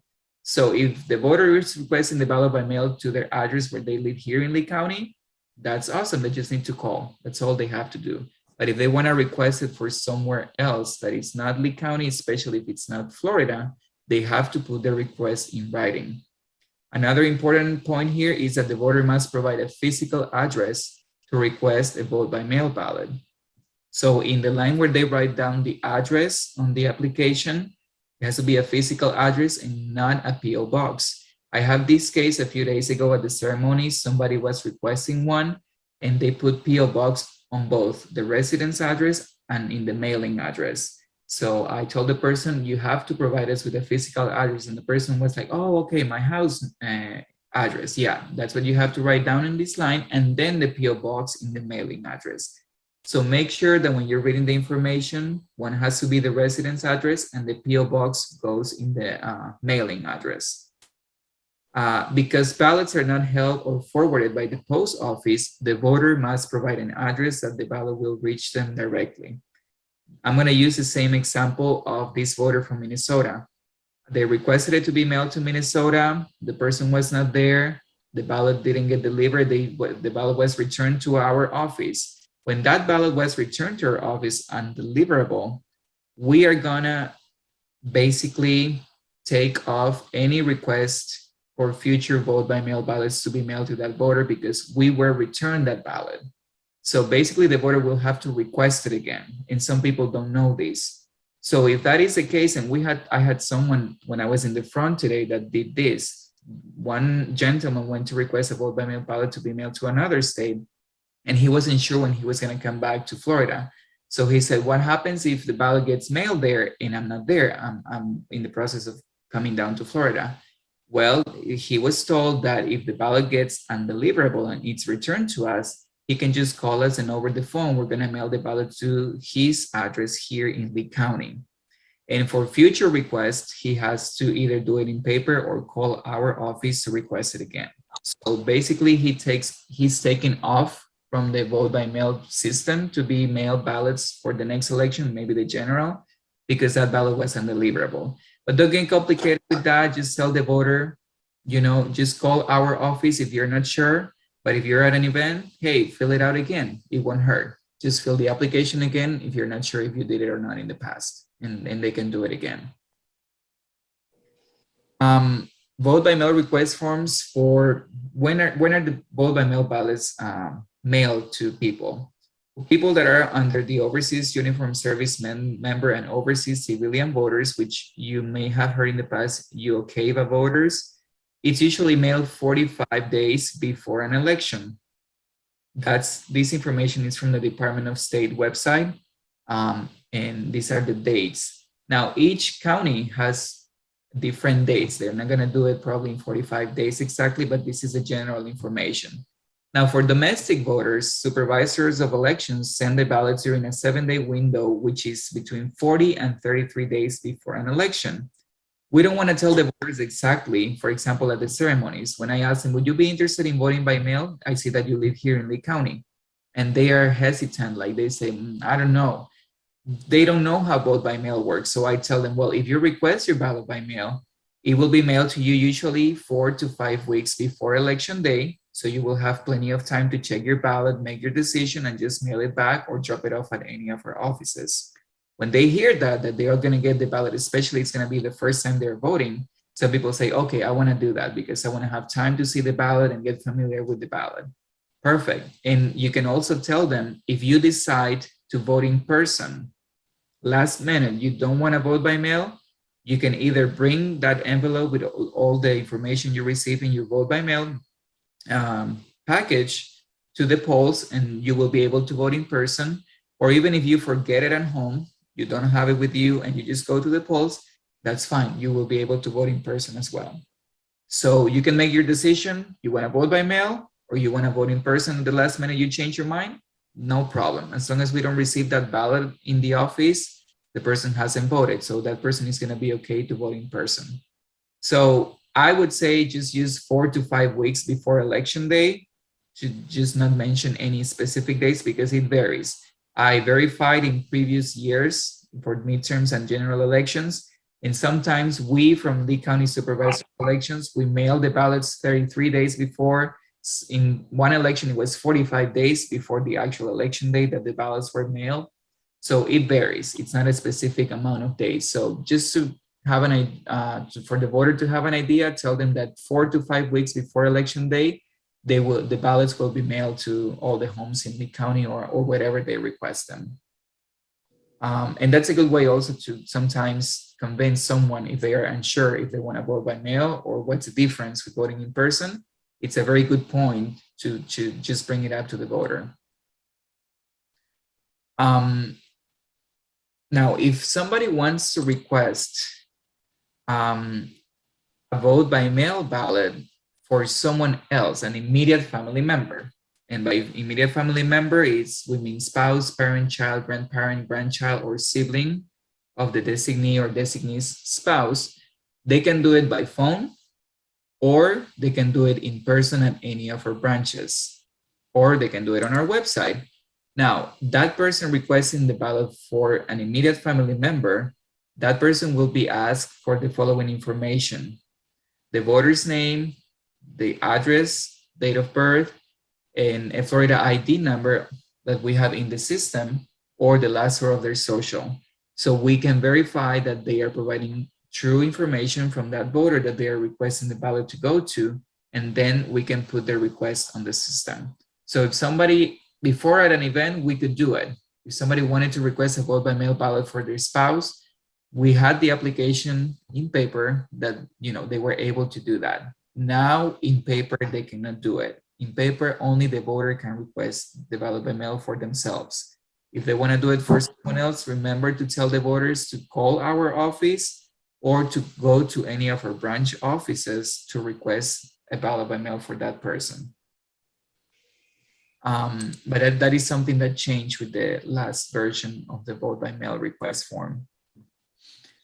Now, here's something really, really important that I want to point out. And this is something that I sent you guys before on an email. When we are working events in the community, and this is something that came from the vote by mail department director, when a voter is filling out a Florida voter registration application and a vote by mail request at the same time, we have to make sure both forms contain the same identification number: driver's license number, Florida ID number, or the last 4 digits of their social security number. And these are not things that we are picky about, like CESD or Lee County Supervisor of Elections. This is the law that says that. So on this example, for example, on the screen, the person used the last 4 of their social, 5906, and on the vote by mail at the same event, Tony requested the ballot by mail and he put the same number, and that is correct. If Tony had used the last 4 of his social in the application and the driver's license on the vote by mail request, and we don't have that information in his record in the computer, in the system, the vote by mail request form is not going to go through. Even though it was right there, it was the same voter, I'm in front of the voter, and I know the voter is requesting the ballot by mail for himself, Tony is requesting it. Unfortunately, I didn't realize that he used 2 different numbers in each application. So the vote by mail request won't go through. So just verify if they are filling out the applications both at the same time. Make sure they are filling out the same numbers on both the Florida voter registration application and the vote by mail request form. And that is something, again, by law. It's not something that we made up. The law says basically that we have to do that. Now, moving forward, when voters complete a Florida voter registration application or a vote by mail request, and this is a good point that Lucinda brought up, they can use, I'm gonna go back, they could use, for example, both numbers here, the Florida driver's license on the first example and the last 4 of their social. If they just put 1 on the vote by mail request form, it's gonna go through because we have both numbers on the first one. So that would be the best case scenario, that they put both on the first application. That would be the best way to go. So to avoid this problem, and I'm gonna give you examples, if the voter, moving on, we're gonna try to ask voters to complete both applications, especially if they are doing separately. If somebody's just filling out a voter registration application and it's a new registration, at the ceremonies we have been doing this. We are encouraging people to provide us with both numbers. If they just put the last 4 of their social, we ask them, do you have your license with you? Yes. Could you please just put the numbers there? That way we have a complete record for you in the system. That is going to be so beneficial for the voter. It's going to be the best thing for the voter. We're doing that for the voter, not for us. It's to help the voter in the future. So if they put both numbers, that's great. Why? Let's say that the voter is just requesting a vote by mail ballot at an event. They say, oh yes, I'm registered. I just want to request a ballot by mail.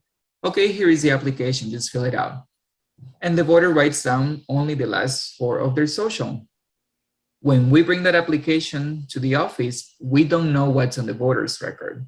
If the voter used at the ceremonies their driver's license, but they didn't provide the last 4 of their social, the application to request a ballot by mail won't go through because the number that we have in the system is not the same number that we have on the form. But if the voter, the first time that they register, they used both numbers will be in the system. So when they fill out the vote by mail form, if they just fill out one, they're going to be okay. The application is going to go through and they're going to receive their ballot by mail. So we don't know at that moment, even if they check the registration status on the iPads that you have in the events, even if they do that, we don't see that information. So the best way to do it is to have the voter complete both applications. If it's just individual applications, even better, with both numbers. That's the best way to go, and we're helping the voter. If they get picky, like, but why are you asking me if over here it says either or, I know I can only use one, we explain that to the voter. This is to help you for future requests, because if you call our office in the future just to request a ballot by mail, we're going to have both numbers. So you can provide us either with your driver's license number or the last four of your social. So it's going to be a win-win for you, and you won't have any problems requesting something on the phone. So it's better to have a complete record with all the information from the voter, and that way they can just request anything over the phone when it's a vote by mail request form, for example, and it will be easier to identify the voter on the phone. Yeah, and I got a really good point that was brought up to my attention right now. Tony has an invalid driver's license here because they say he was not born 21 years ago. So I am not going to challenge that. And I'm not going to ask Tony to clarify that information for us. But I think he just meant as an example. I think it was just an example. So I don't think it was his real information, but it was a good point. It means you guys are paying attention. So that's great. I'm going to go to the next slide, the vote by mail request forms. We can take vote by mail request forms for all Lee County residents only.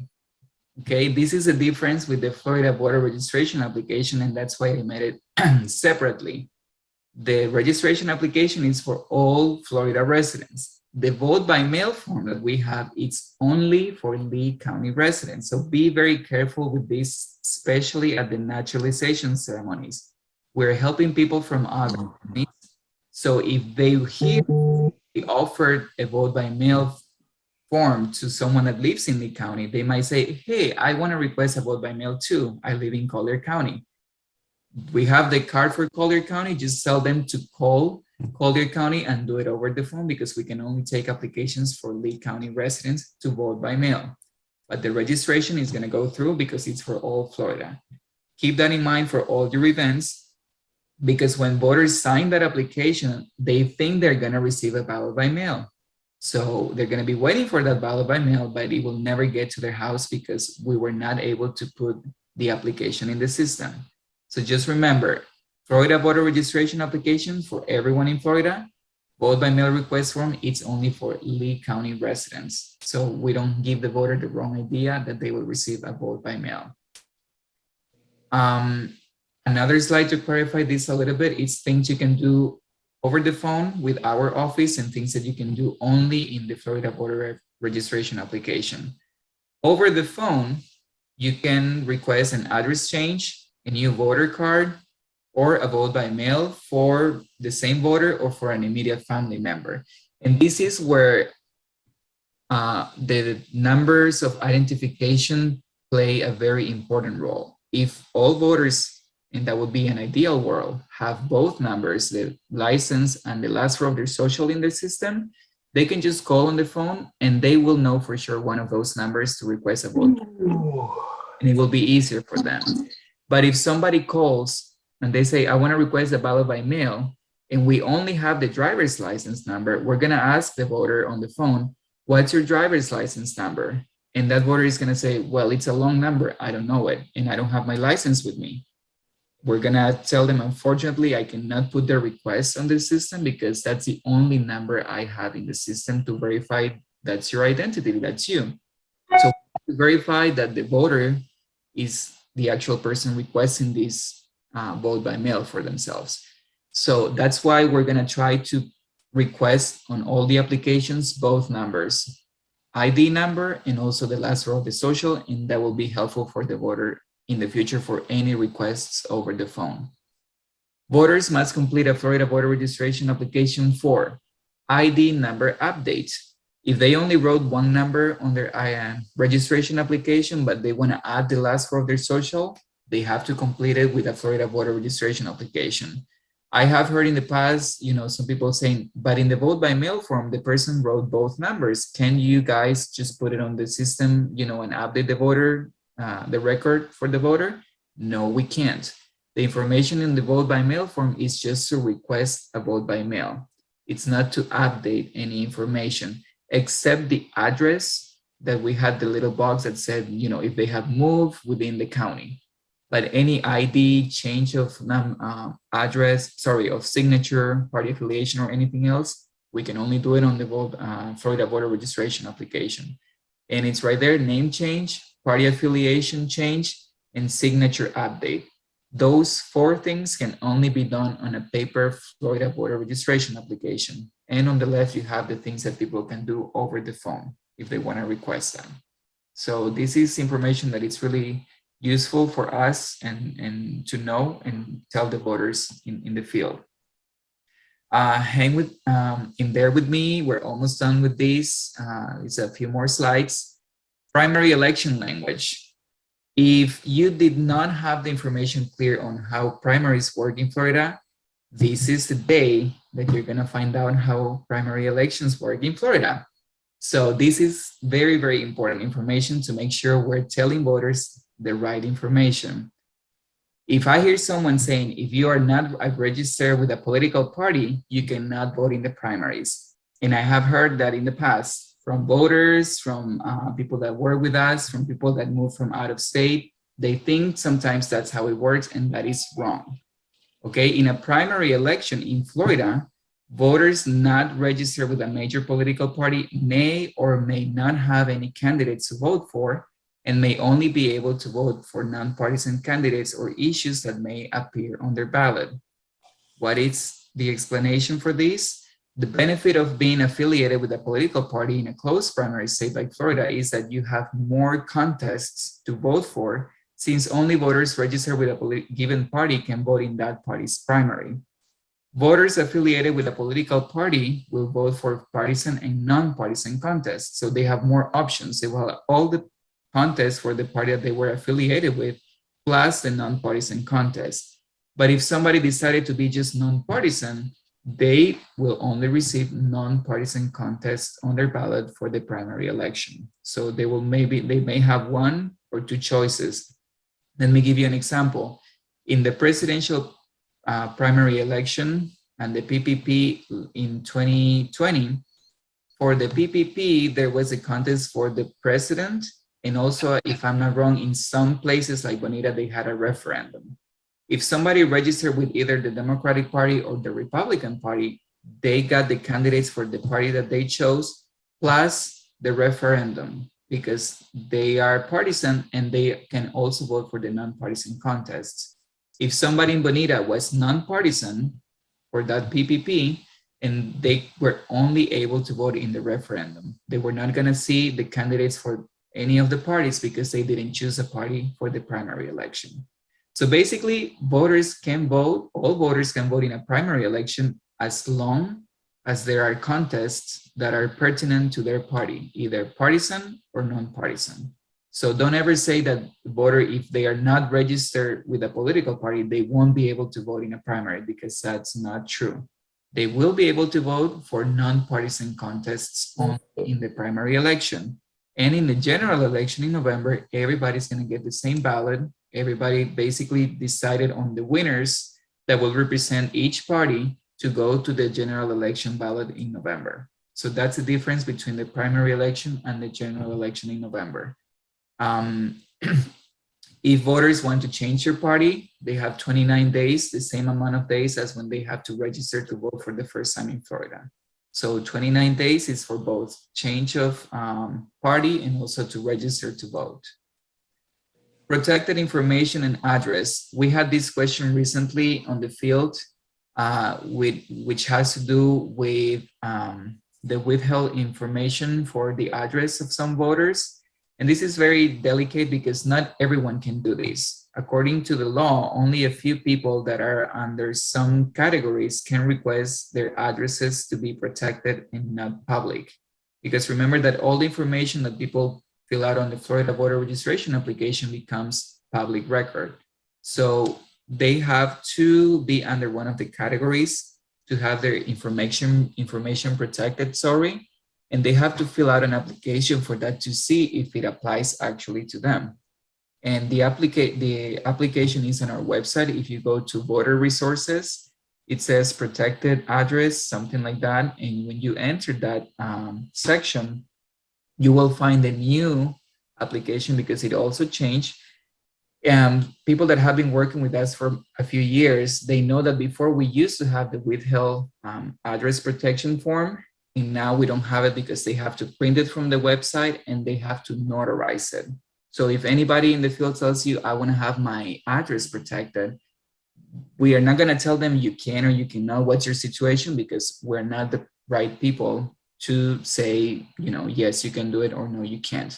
We can tell them just go to our website, to voter resources, and then you will have the information to download the form, fill it out, and notarize it. That's all we can say. After they fill it out and notarize that application, they will mail it to our any of our branches or the main office right there that you have the PO box, and then we will continue the process with the voter. So just tell the voter to go to our website, download the form, fill it out, notarize it, and mail it to our office. That's all we can say, but we cannot judge if they can have a protected address or not.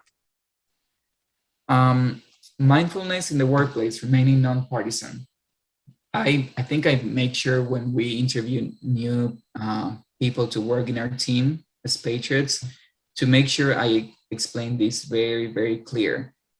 We have to remain nonpartisan while we're working all of our events. When you're working as a poll worker, when you're in training for poll worker, anytime that you are representing the office, we all have to remain nonpartisan. Some of us are very political maybe, and we like to express what we think, and that's fine, but not while we are working, wearing the shirt for the supervisor of elections, especially if you're working an event. And unfortunately, we never know who is in an event, who is listening to what we're saying, who is just walking down the hall and it's listening to what we're saying.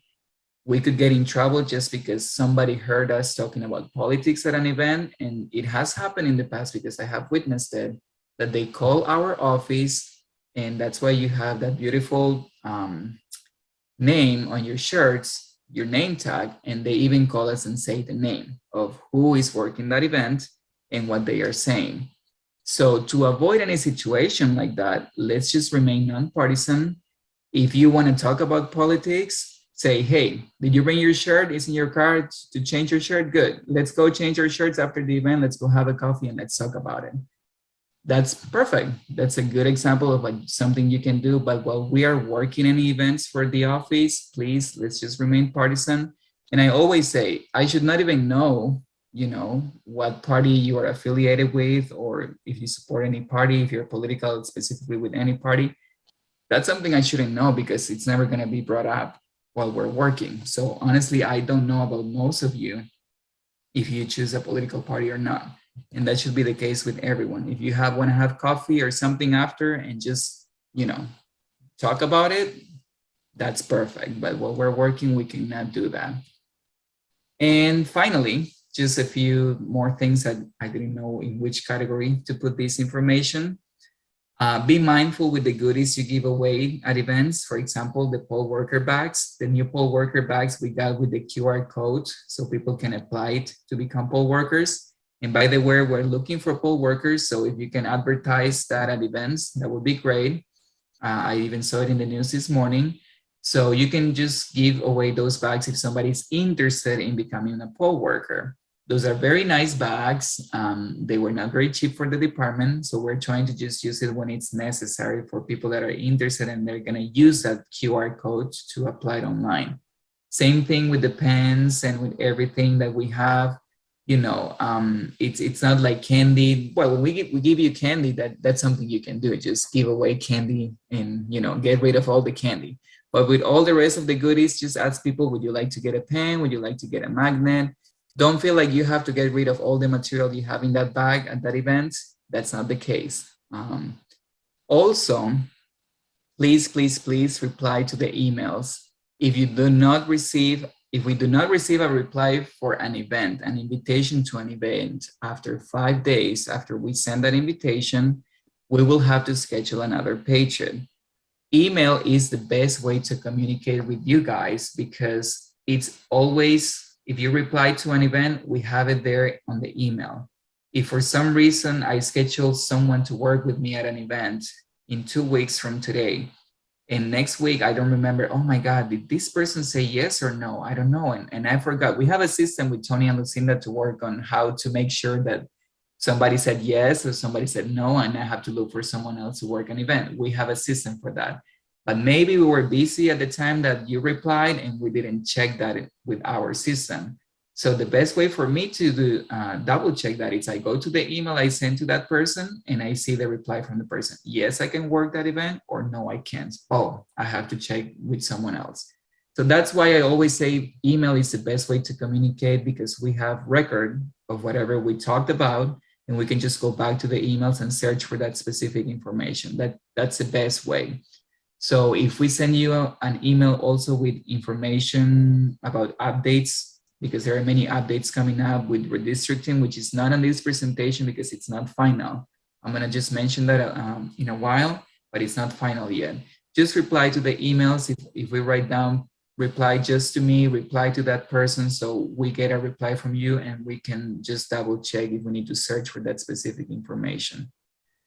Another important thing is when voters are in the middle of the process of moving to a new address, if they tell you, I'm moving to a new house next week, the deal is closed, everything's good to go, I hired my U-Haul, I have everything ready, so I'm moving next Monday. I'm gonna write down the new address application. No, they have to write down the address where they are going to sleep that night. So a good question that some people ask is, where are you going to sleep tonight? Where I'm living right now. That's the address you have to write down on this application. So the information on both, either vote by mail or registration application, has to be where the voters are living in that moment. You can give them two options at this point. You can tell the voter, do you want to take an application and just fill it out when you are living in the new house, when you're already settled in the new house? Or just, call our office. If you just need to update, if you're a registered voter, call our office once you are moved in the new house, and we're gonna update your address over the phone. And that would be the best way to go if they are registered already. If it's a new registration, they will have to wait until they're living in the new house to update the information, or they can just write down the old address in that application and update it over the phone in a couple of weeks. Give the voter options, but they cannot use the address of the new house unless they are already living in that new house. So it has to be the address of where they live and where they're gonna sleep that night. Don't ask for too much information. We don't wanna get the voter in trouble. Just tell them, where you're gonna sleep tonight, that's the address we need. Get familiar with our website, Lead.Vote, and all the available resources we have. The Patriots that have material in their house and they're working with the materials at events, we gave them an iPad so they can connect to Wi-Fi when it's possible, of course, at the places where they're gonna work. And we're helping people to, double check their records. So they can just use the iPad to verify their information in our system and make sure they are up to date, especially at assisted living facilities. Remember, if they were registered, if they were living somewhere else, they don't remember. So the best way to go at assisted living facilities, just have them fill out the applications, both to update their signature and also to request a ballot by mail. So that way you cover your box and we have the voter's latest signature, and we also have the vote by mail request for them. Regarding the updates that are coming up, we're gonna just send an email when everything's final. The redistricting portion, for example, we're going from 127 precincts to 102 precincts. That's the number of precincts we're gonna have for the upcoming elections. But again, this is not final. If I'm not wrong, it's gonna be final in April or May.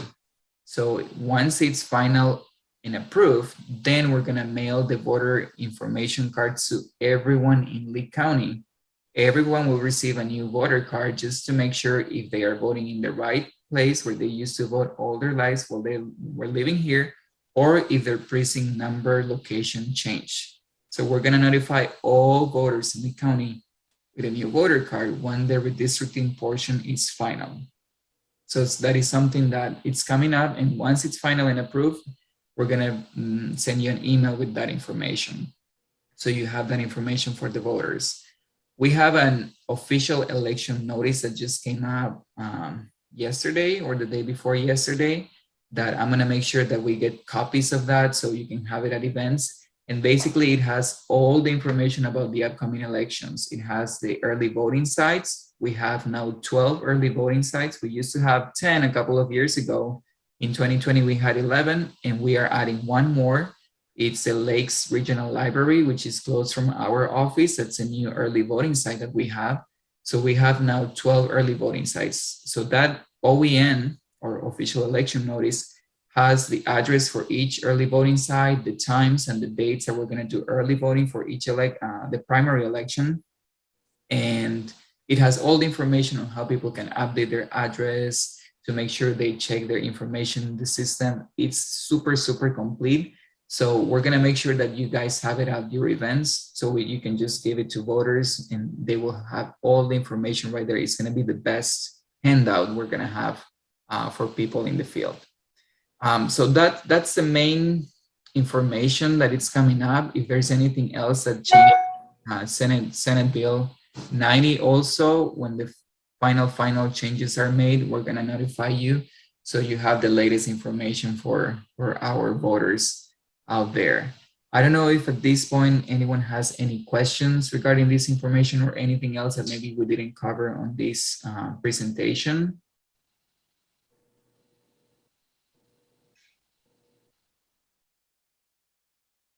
Okay, maybe you fell asleep, and I don't want to think that's a situation because I talked too much, or everything was clear. We have two options here. I don't know which one, but I hope it's option B.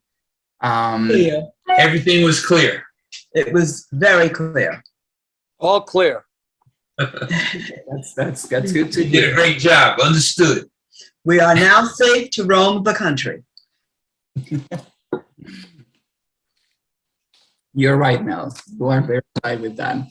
I will send the presentation to all of you so you can have the PowerPoint at home and take a look again if you need to, or have it for any extra information. The recording also, I will send it, and hopefully one of them worked. And I will mail it to all of you, and also for the patrons that were not able to attend this meeting. And I don't know if anyone else has any questions up until now, or comments, or something nice you want to say to the presenter. Great job, Juan. Thank you, Barb. I second any motion. All right, Juan. There we go. Now you can finally hear me. Good job. Thank you. Yeah. Thank you, George. Hey. Thank you very much. Well, thanks to Tony and Lucinda also for double checking all the information. We talked about this presentation just to make sure that we're covering all what is necessary for everyone to know. So Thank you, Lucinda. Thank you, Tony. And if you have any questions at any point, send us an email, call us, a text, whatever it's more convenient for you. Just let us know. We want to make sure you have the right answers. Something I forgot to just mention. If you get questions in the field, too technical. If they ask you, so how do the candidates qualify for this upcoming election? What are the requirements for someone to qualify as a candidate? Okay, that's a question we didn't expect. So if you don't know the answer to that, just tell them, well, I don't have the answer for you right now. I can either take your information, your phone number, or an email, and I will send the information so they can answer your question, or you can contact our office. You give them a pen, a magnet, whatever they want from the table, our office, and they will direct you to the appropriate department to answer your questions. So if they have technical questions, again, just take their information and send it to us, to either Tony or myself, and we're going to answer to that constituent, or they can always call the office and they will transfer the person to the right department so they can get their questions answered. So if you don't know something, that's fine. Just let them know that we're gonna try our best to get the answer for them. It's better than saying, I think that it works like this. If we don't know, it's better to say, I don't know. So, you know, we don't say something that it's not. There was a guideline change on that just not too long ago. Let's look it up and we'll get back to you. Okay, so, well, guys, let me just open my window here. If there are no more questions, and I don't know if anybody has anything to share. Thank you, Juan. Thank you very much for participating in this meeting after hours. So if you have to drive home, you or somewhere else, drive safe. Thank you. And healthy. Drive careful, Juan. I'll make Thank sure you, I have Juan. snacks for next I'm time. going to be the designated driver. Okay, I trust you, Mel. That's good. Thank you. Have a good All right, guys, evening. thank you. Thank you very much for being here. Good night. Good night. And we'll be seeing you soon for any. On the trail.